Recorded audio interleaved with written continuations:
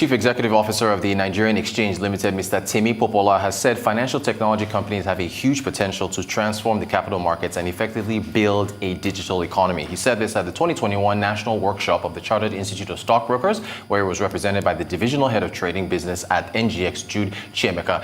He said rather than seeing fintechs as competitors, they should be seen as potential partners to incumbent capital market infrastructure providers. Joining us to discuss this further is Ayodeji Ebo, who is the Head of Retail Investment at Chapel Hill Denham.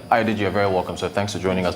What do you make of the head of NGX, the CEO's comments there about fintech boosting the market? I think he's very spot on that. And if we look at a bit of background of technology, we can see how Nigeria has been able to adapt technology in terms of phone number. So technology, the fintechs are going to ride on this. So there's already that framework or that platform that already exists. And what they do is trying to automate things, reducing the steps, the required steps for either investment, for either savings, for either even banking facilities. And you can see even for a lot of the banks, for banks that adopted technology ahead, you can see even in terms of their cost to income ratio over time, it's really very minimal relative to some others that are just adopting it. So there's a lot of advantages that fintech presents. And over time, I think that's also even the way to go. For our capital market, especially stockbroking, we can see that there's a lot of difference when you look back at those days that you have to fill mandates and now that you have to trade by yourself. It gives a lot of flexibility to the market. In light of the recent news which has been made of certain fintech firms being investigated for this and that, what do you make of the regulatory environment as far as fintechs are concerned? Or how do you think a potential fintech coming into Nigeria would look at the environment? Yes, I think in terms of the approach, I wouldn't really agree much in terms of approach of trying to implement some of these policies. But you're also looking at it, most of these regulations are also to protect investors because you would always find that people take advantage of loopholes. So some fintech may have very genuine objective of trying to set up or trying to help the system, but you would, if there are no regulations, you will see others trying to take advantage of that, and investors may lose their funds. So in light of some of the regulatory, maybe the back and flip-flop, or in terms of trying to implement some of these policies. Yes, it's good to regulate, but I feel that maybe the approach may also might have been done in a better way so that we don't also scare away potential investors.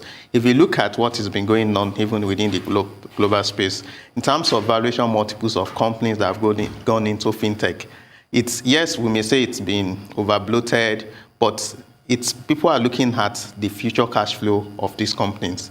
And as a result of that, we also need to, as we are trying to attract investment, it means we need to tread with caution and see and adopt better approach in terms of implementing or trying to enforce some of these regulations. And for the fintech that are also setting up, they should also note that and understand the regulations within the area they're trying to focus on so that they're also not caught unawares. Fantastic. I wanted to quickly get your thoughts on another story making the news. The federal government says that they will resume conditional cash transfers today in some states, but there's only 30% digitization of the operations. What do you make of that?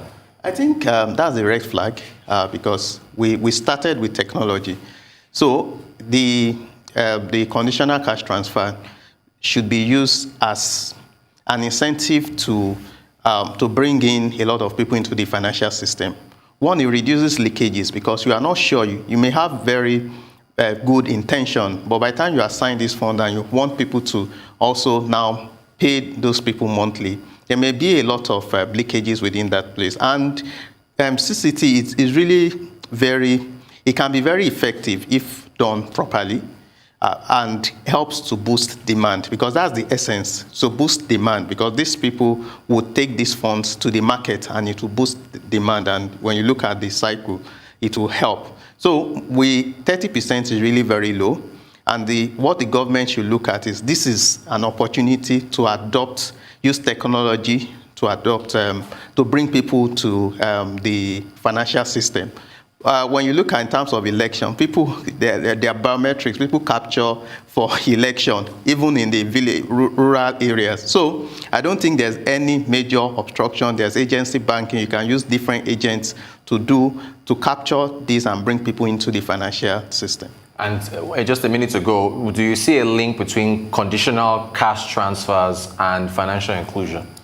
Yes, like I was saying, there's a very strong link, and this is an opportunity. So if you want to qualify, try to register, do your biometrics, and would see if with the amount that has been set aside to be channeled into the social intervention fund is a lot, and we should be able to see that impact. We should be able to see it drive demand in the economy if actually it gets to those that are supposed to make use of them.